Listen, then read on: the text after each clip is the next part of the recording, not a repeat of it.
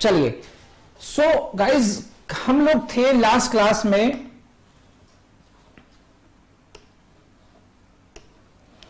we have been dealing with the new concept of equality, if I am not wrong, protection against the arbitrariness.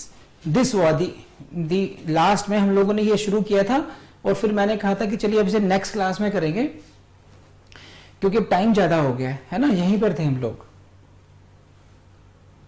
ठीक है। अब बढ़ते हैं यहां से आगे को। हम लोग स्टार्ट करते हैं। This is the topic is what, new concept of equality. यहां से क्वेश्चन क्या आएगा, व्हाट इज इट्स सपोर्ट।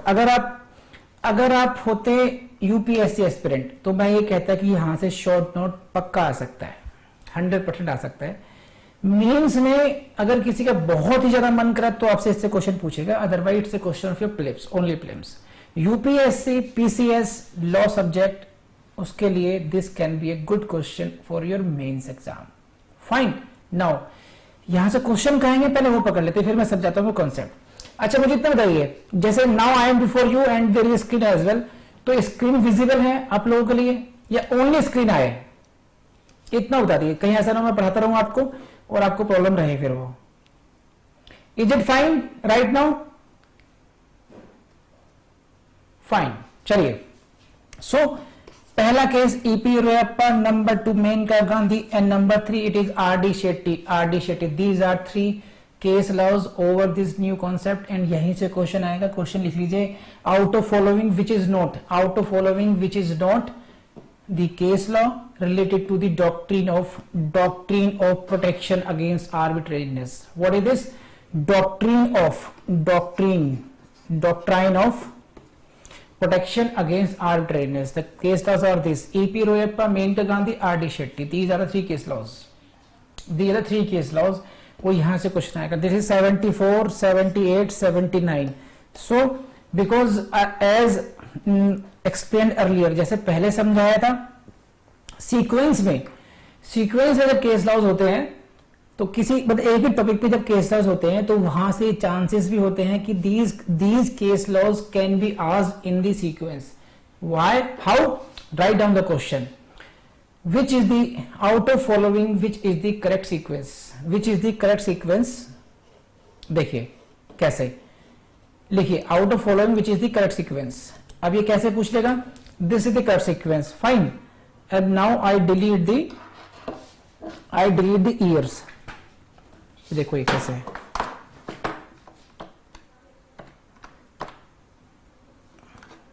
अब आपके सामने केवल ये अच्छे मैंने देखा है 100% परफॉर्मेंस के लिए आपको ऐसी तैयारी करनी चाहिए। वहां पे आपको सरप्राइज नहीं मिलेगा अगर आप मुझसे पढ़ रहे हैं कि सर ये तो आइडिया नहीं था, हमने तो बस नाम रटे थे, सीक्वेंस आ गए। तो अब वो कैसे पूछेंगे आप लोगों से, वो इसमें आपको सीक्वेंस ऊपर नीचे कर देंगे, ठीक है। आर.डी. शेट्टी, मेनका गांधी, ई.पी. रोयप्पा, किसी केस में फिर वो थोड़ी सी जंपिंग कर देंगे इस तरीके से। Ultimately you will have to see the correct sequence. अब देखो आपके लिए बहुत मुश्किल हो जाएगा इस केस में। इस स्लाइड में आप देखेंगे इसमें because I have written the years, तो ये आपको पता होगा। तो E.P. रोयप्पा, ऐसे करिए रोयप्पा मेनका शेट्टी, ऐसे कर लीजिए रोयप्पा मेनका, पूरा कंप्लीट ना करके इसी सीक्वेंस को आप लोग अपने आप बनाएंगे किस तरीके से सीक्वेंस याद रखनी है, लेकिन तीनों ही केसेस याद रखेंगे आप लोग। फाइन, कर लिया नोट आप लोगों ने। Now next come to this, इसमें जस्टिस भगवती साहब है। कौन से साहब है? Justice Bhagwati sir. किन के लिए? E.D. रोयप्पा की बात करते हैं तो RD.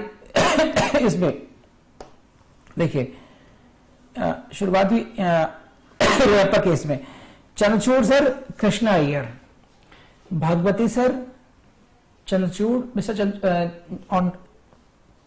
Justice Chandrachud and justice Krishna Iyer. These were the 3 judges when they propounded the new concept of equality, and this is again the question for your prelims. Who are the judges? Who are the honorable judges who propounded the new concept of equality? Fine, कर लेंगे आप लोग. In which case law it was propounded for the first time? It is the case law, first case law, E.P. रोयप्पा. तो ये हुई आपकी कुछ factual information जिसके बेस पर which can be asked in your prelims exam. Now I come to actually what is the concept regarding this, इसको हम लोग समझने की कोशिश करते हैं। जो 10-5 मिनट हम लोगों के वेस्ट हुए हैं तो आई विल ट्राई कि हम लोग उसको आगे एक्सटेंड करते हैं उस तरीके से। चल गए, क्या कहता है ये कॉन्सेप्ट?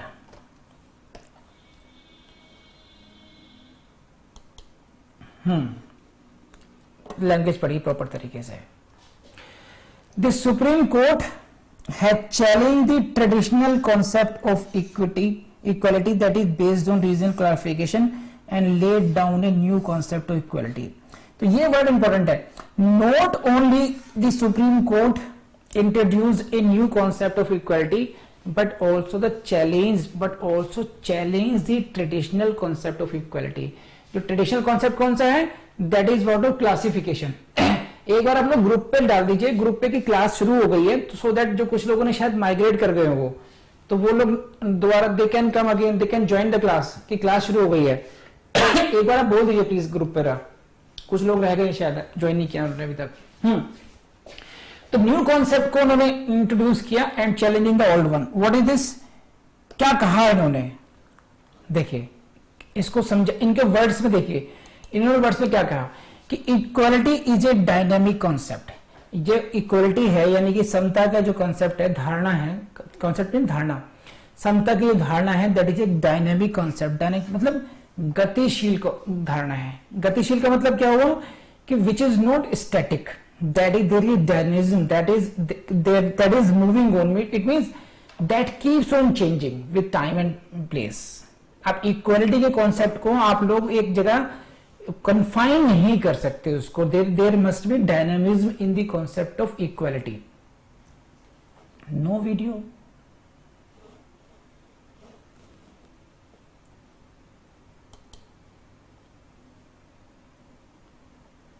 अरे आज क्या प्रॉब्लम है?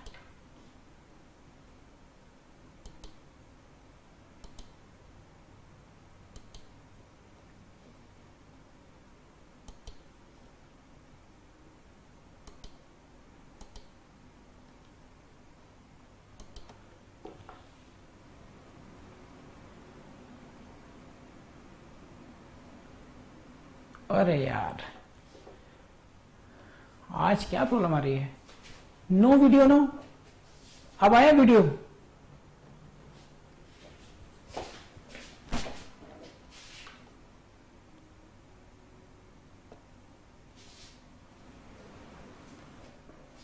आज ये कुछ ग्रह चढ़ गया क्या इसमें आज? चाहिए क्या कहा उन्होंने? लाइन पढ़िए जरा, देखिए। Dynamic concepts and cannot be cribbed, cabined and confined within traditional and doctrinal limits. You cannot limit this concept in any doctrine. आप किसी थ्योरी में, आप किसी सिद्धांत में इस कॉन्सेप्ट को कन्फाइन नहीं कर सकते हैं। This is a dynamic concept. इनका ये कहना था, ये इनकी इंट्रो है, because they want to introduce a new concept of equality. Therefore these are there, इनकी जो फिलॉसफी है, क्या कहते हैं? दिस इज एक्चुअली जी इनकी जो इस जो कॉन्सेप्ट है इसका कहते हैं मतलब डॉक्ट्रिन अगेंस्ट द, इसका नाम क्या है?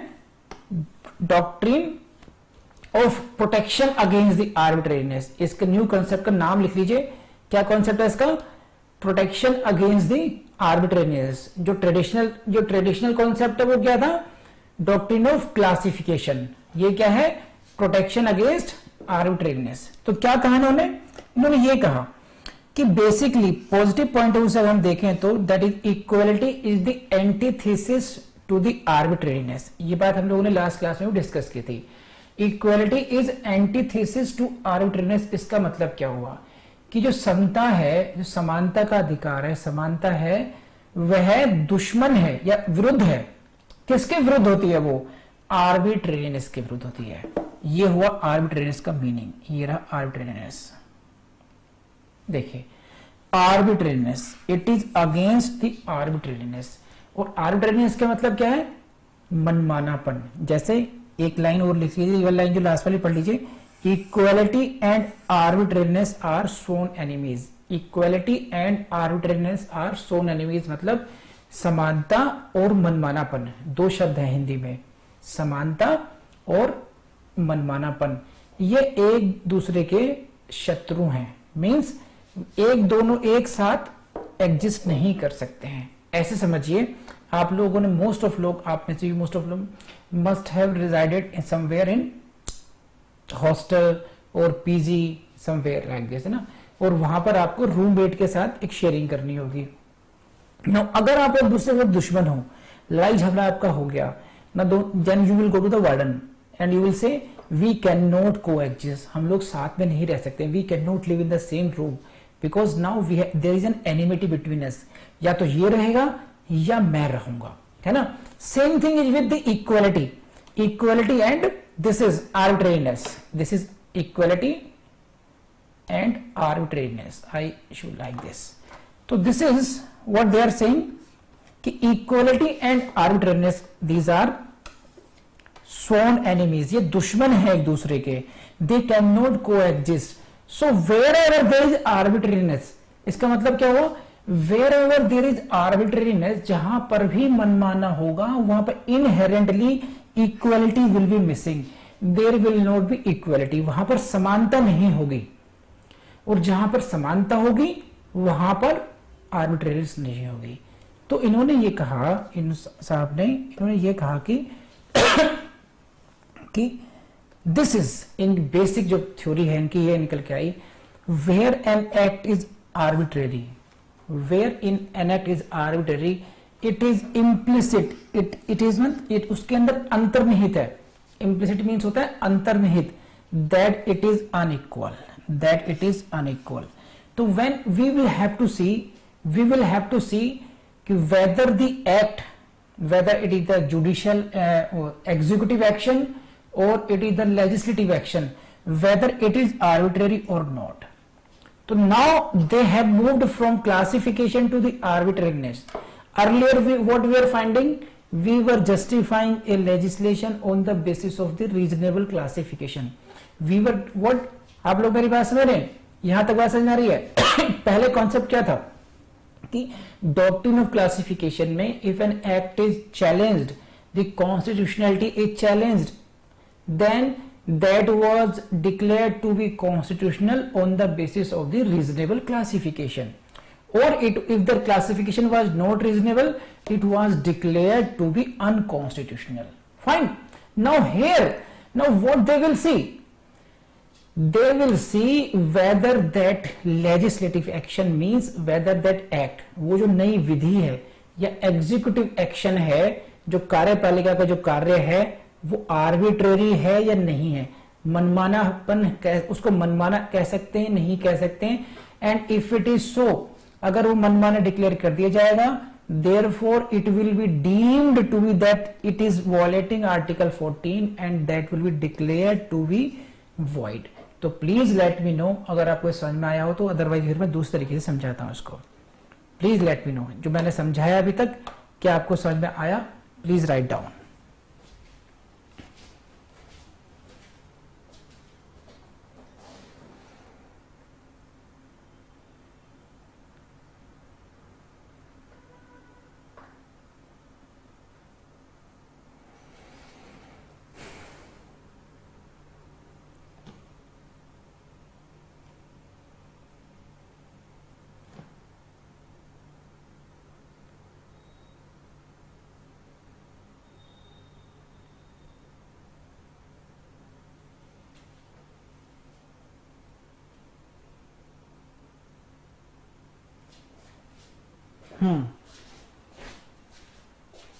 ओके, तो दीज आर द जजेस का नेम जो आपने पूछा, देख लीजिए। Bhagwati sir, justice Bhagwati, justice Chandrachud और जस्टिस कृष्णा अय्यर। देखिए आप लोग ये मत समझिए कि अब है ना कि भाई क्लास अब थोड़ा डिस्टर्बेंस हुआ, ये हो ही जाता है इस तरीके से क्लास के, नहीं अगर सिस्टम सही हो गया तो क्लास तो करते हैं, हो ही जाता है कई बार, ऐसे क्लास को छोड़ने लगे तो फिर हमेशा क्लास छूटेगी। तो ये आपको मिल गया मैडम, ये अब आ जाइए आपको इसमें, अब आपका मतलब मयंक वर्मा, मयंक का क्वेश्चन का आंसर है ये कह रहे हैं कि सर ये बताइए इसमें इम्प्लिसिट का मीनिंग क्या है, it is implicit in, it is unequal. Implicit का मीनिंग समझना है आप लोगों ने, इसका इम्प्लिसिट का मीनिंग समझाते हैं हम आपको। इम्प्लिसिट मीन्स होता है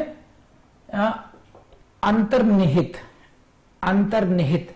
जैसे मैं ये कहूं कि प्रभु तो आपके अंदर ही है, आपके अंदर ही अंतर्निहित है, समझे?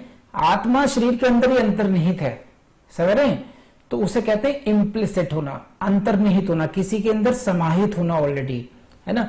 तो ये यहां पर कैसे अप्लाई होगा कि where an act is arbitrary, जब कोई कार्य आर्बिट्रेरी माना जाएगा, उसको डेजिग्नेट कर दिया जाएगा, डिक्लेयर कर दिया जाएगा, this is arbitrary, then it is implied, it is implicit in itself, it is violating fundamental right of equality। ये समानता के विरुद्ध होगा, ऐसा इम्प्लिसिटी है।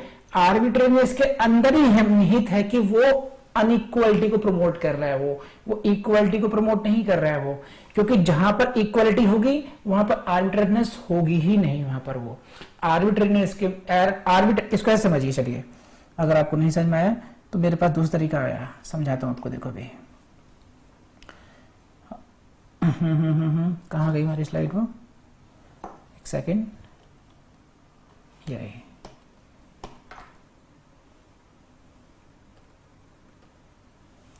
you see like this way, this is arbitrariness, this is arbitrariness, fine, and now this bigger circle is what?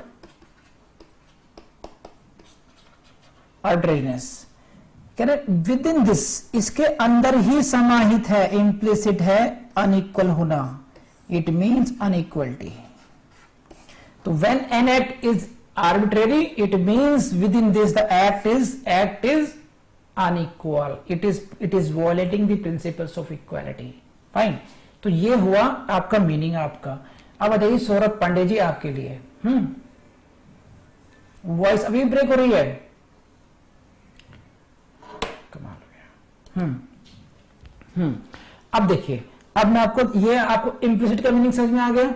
अब now I again explain, because ये concept में थोड़ा सा समझने में दिक्कत आती है, आपकी गलती नहीं है, ये गलती कॉन्सेप्ट की है।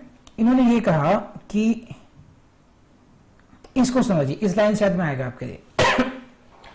आर्टिकल 14 स्ट्राइक्स आर्बिट्रेरीनेस इन स्टेट एक्शन, मींस जो अनुच्छेद 14 है, आर्टिकल 14 है, वो किस पर हमला करता है?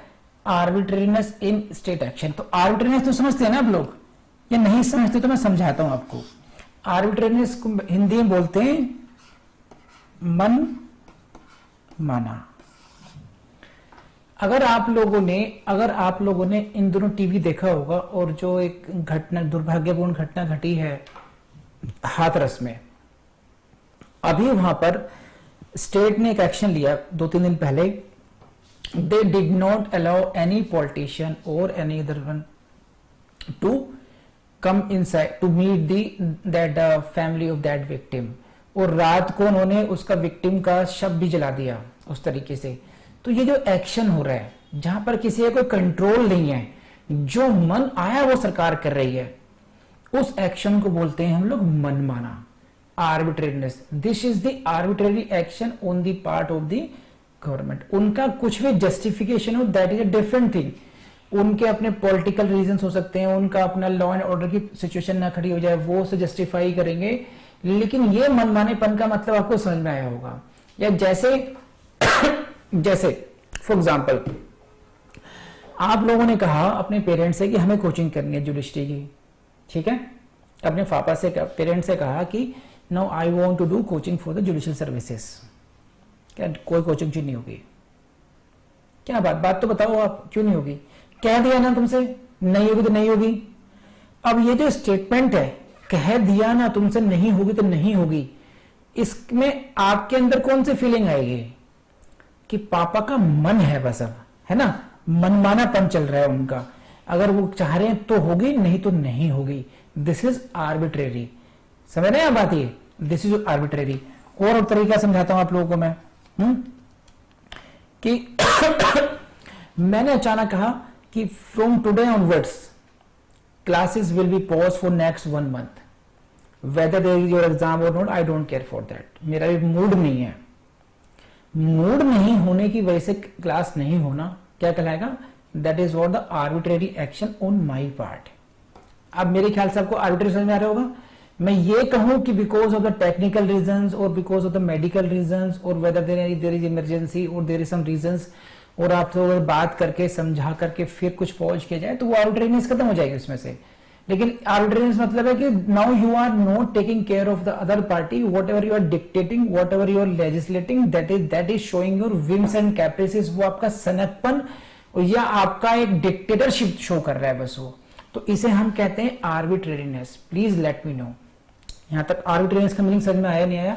वरना फिर आपको मैं दूसरे तरीके से समझाता हूं. एनीवन जिसको ये समझ में नहीं आया हो, जिनको ये बात समझ में नहीं आई हो, आर्बिट्रेरीनेस का मीनिंग क्या है?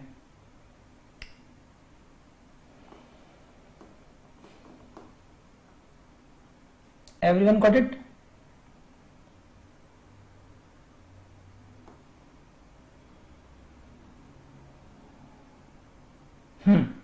चलिए, तो अब मैंने आपको जो वर्ड मीनिंग थे इसमें उनके मीनिंग थे वो समझा दिए. Now I again take you to the concept.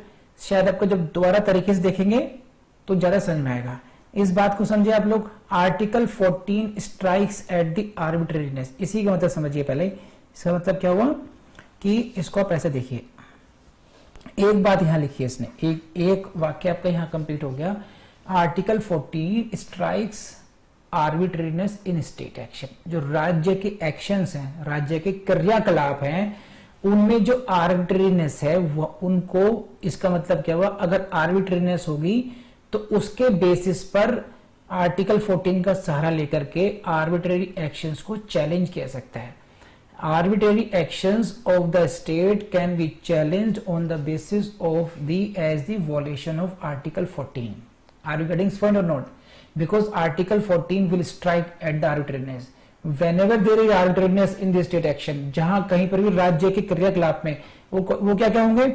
State action कैसे होता है? Either it will be legislative or it will be executive.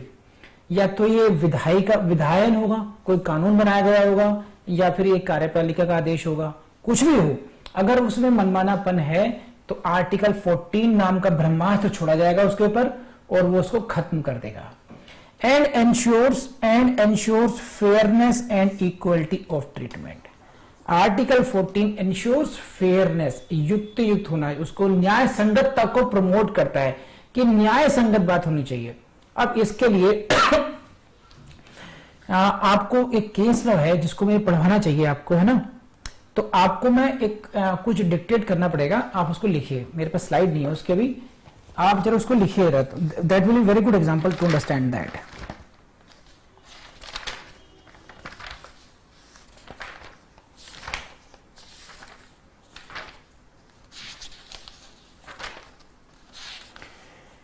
And the name of the case law is, you know it very well about that. कहाँ गया? नरगिस मिर्जा.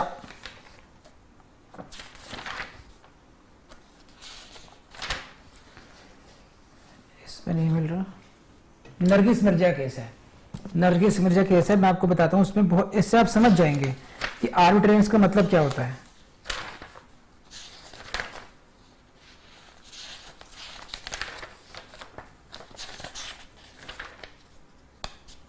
एक second. हाँ, air India versus नरगेश Mirza. तो write down few lines और थोड़ा space देके लिखना. मैं आपको समझाता हूं उसमें क्या है.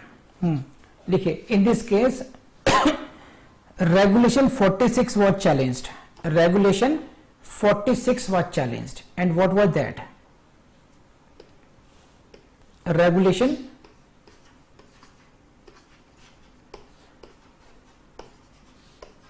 46 number 1.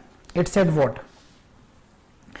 Air hostess would retire from the service of the corporation upon it attaining 35 years.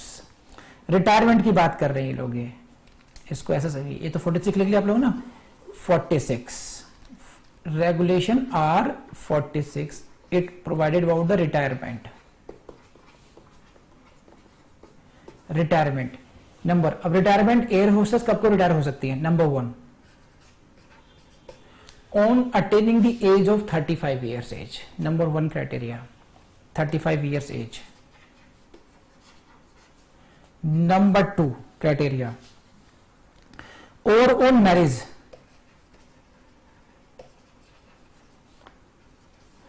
And third, marriage if it took place within 4 years, within 4 years of service.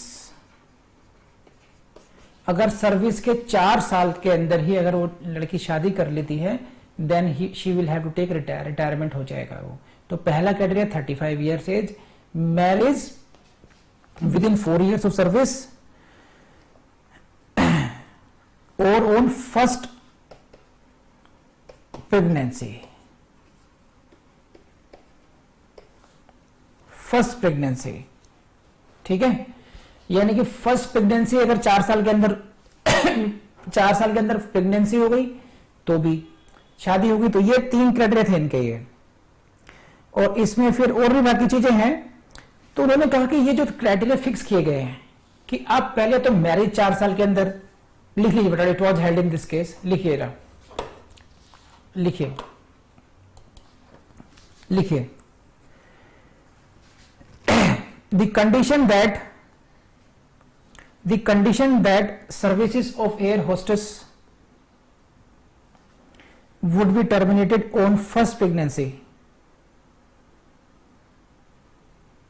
was the most unreasonable and arbitrary provision.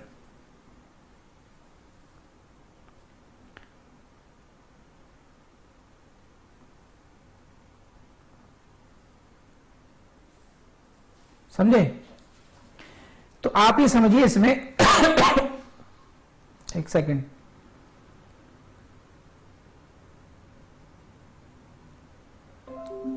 हाँ जी। तो ये जो शादी के बाद में first pregnancy पर terminate कर देंगे, ये जो कंडीशंस आप देख रहे हैं, इसमें एक कोर्ट ने कहा कि no, these conditions are arbitrary. What? और भी बहुत सारी डिटेल्स हैं, तो मैं आप लोगों को वो सब नहीं समझा रहा हूं, इसके डिटेल फैक्ट्स में नहीं जा रहा हूं। I want to make you understand the concept of arbitrariness with the help of this.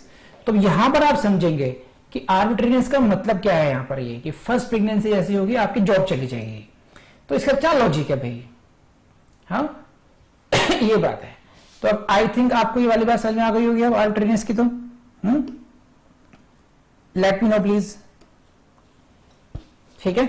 तो अब मैं आपको बेसिक से इसको लेकर आऊंगा। मैंने आपको आर्बिट्रेरीनेस, फेयरनेस समझाया है। नाउ यहां पर जो अभी इसमें आप देखेंगे जो प्रोविजन था, रेगुलेशन था 46, in this case there is no classification. वो क्लासिफिकेशन के बेस पर उसको जस्टिफाई वो सब नहीं कर रहे हैं। वो यहां पर क्या देख रहे हैं? Whether the provision is arbitrary और not, whether this provision is arbitrary और not, this was seen in this case. अब now I take you to this again. अब मैं पूरे के पूरे समअप करता हूं उसको, तो आपको टोटलिटी में सबसे में लैंग्वेज में भी समझ में आएगी चीजें। तो please see the screen and try to understand this, क्योंकि ये ना 1.5 घंटे के बाद, जैसे हमारा 6:15 पे शुरू होता है, तो ये मैक्सिमम 1 शॉट में 90 मिनट्स, 1.5 घंटा यदि चल सकता है। उसके बाद में ऑटोमेटिकली एंड हो जाता है सेशन का। तो इसका एंड होगा 7:45 पर। तो मैं चाह रहा हूं कि कम से कम ये वाला जो कॉन्सेप्ट है वो तब तक खत्म हो जाए। मैंने मेन बातें सारी समझा दी आपको। अब मैं रिपीट इसलिए कर रहा हूं ताकि ना आपको ऐसा लगे कि कुछ छूट गया, कुछ हुआ नहीं। अब आपको समझ में आएगा एक ही बार में। देखिए, this is what new concept of equality and it is called doctrine against arbitrariness. ये कह सकते हैं doctrine of protection against the arbitrariness. And now you know the meaning of what is the meaning of arbitrariness. Fine. What are the case laws? These are the 3 case laws. E.P. Royappa versus State of Tamil Nadu. Number 1, in this case, this is the first case where this concept was formulated. ये पहला case है जिसमें इस concept को दिया गया था। Second case is the Maneka Gandhi. Maneka Gandhi में same by the repeated, same was approved and again same was approved in case of R.D. Shetty. तो there is nothing new in these three cases. The first is very important because in this case it was propounded. Others are important because in these two cases this was approved or followed. You can say like this. So now again यहाँ से I have told you that you will see the questions in your prelims about the name of the cases and the sequence of the cases as well. Now next इसको पढ़िए अभी. Supreme Court had challenged what? The traditional concept of equality based on the reasonable classification. We have read that based on reasonable classification, उस concept को Supreme Court ने challenge किया, मतलब उसको कहा कि no, it has become old concept now. इसको नहीं follow करना चाहिए and laid down a new concept of equality. क्या था इसमें? अब ये थे हमारे जज साहब, जिनका नाम कुछ लोग रह गए थे. Justice Bhagwati delivering the judgment on behalf of himself, Chandrachud and Krishna Jayar judges. So these are the three judges and these are the not only judges, these are the basically question of prelims for you. Treat them like question for prelims. These are the three judges and on behalf of all of them Justice Bhagwati delivered the judgment, and therefore the name of the Justice Bhagwati should be in your mind always, because they can ask you the question in prelims as well. Who delivered the judgment? Who propounded the new concept? So this is what Justice Bhagwati. अगर वो तीनों नाम पूछे तो you should also know the Chandrachud judge और Krishna Iyer judges. ठीक है. Now what is the concept इनकी? अब ये concept आया उनका जो मैं आपको पहले समझा चुका हूँ. अब now मैं उनको हिज्जों को जोड़ने की कोशिश कर रहा हूँ. बस मोती मैंने आपको बता दिया पहले, अब उनके मोतियों की माला बनानी है केवल अभी. ठीक है. क्या था इसमें?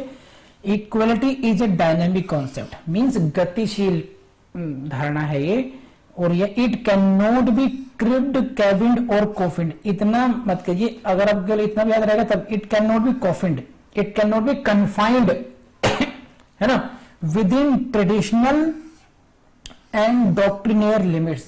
सिद्धांतों की सीमाओं में इसको आप नहीं बांध सकते. इसको आम भाषा में समझ सकते हैं कि इसके जो कॉन्सेप्ट है, जो इक्वलिटी की धारणा है, जो कॉन्सेप्ट है इक्वलिटी का, उसको आप जो ट्रेडिशनल डॉक्ट्राइन्स है, जो ऐसे सिद्धांत है जैसे हमारा ये क्लासिफिकेशन हो गया, उसमें आप लिमिट नहीं कर सकते हैं, उसमें आप बांध कर नहीं रख सकते हैं उसमें उसको.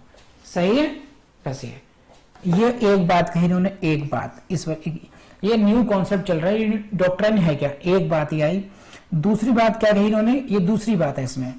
From the positivistic point of view equality is antithesis to the arbitrariness. ये है इसका मुख्य बात कि equality is the antithesis to the arbitrariness, की जो इक्वलिटी है वो मनमानेपन के विरोध करती है. उसको मनमानेपन को का विरोध करती है इक्वलिटी, समता. एंड इन फैक्ट वास्तव में इक्वलिटी एंड आर्बिट्रेरीनेस, समानता और मनमानापन आर सोन एनिमीज, एक दूसरे के शत्रु हैं. एक दूसरे शत्रु का मतलब एक साथ कोएग्जिस्ट नहीं कर सकते हैं. जैसे कि नरगिस मिर्जा मैंने आपको दिखाया, आपकी ये जो प्रोविजन था regulation 46 that was arbitrary and therefore it was deemed to be violating equality. कैसे? ये क्या?